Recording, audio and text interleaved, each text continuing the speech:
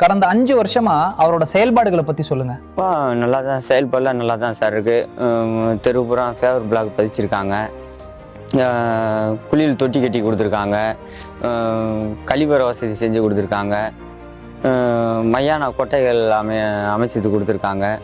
அதில் எல்லாமே வேலையெல்லாம் சிறப்பாக தான் சார். 30 வருஷ கனவான சாட்சியாபுரம் மேம்பாலத்தை பற்றி உங்கள் கருத்து? அது அமைச்சது ரொம்ப பெரிய பயனுள்ளதான ஒரு விஷயம். இப்போ ஏகப்பட்ட இப்போ தொழிலாளர்கள் எல்லாருமே ஏகப்பட்ட ஒரு பேங்க்கு போகிறவங்க, ஒரு ஸ்கூலுக்கு போகிறவங்க, யாருக்குமே இடைஞ்சல் இல்லாமல் போயிடுச்சு. அதே மாதிரி நல்ல ஒரு திட்டம், சூப்பரான திட்டம் மேம்பாலம் அமைச்சு கொடுத்ததுக்கு ரொம்ப நன்றி.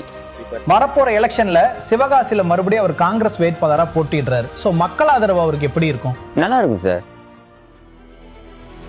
மதச்சார்பற்ற முற்போக்கு கூட்டணியின் இந்திய தேசிய காங்கிரஸ் வெற்றி வேட்பாளர் அரசன் அசோகன் அவர்களுக்கு நமது வெற்றி சின்னம் கை சின்னத்தில் வாக்களித்து வெற்றி பெற செய்வீர்.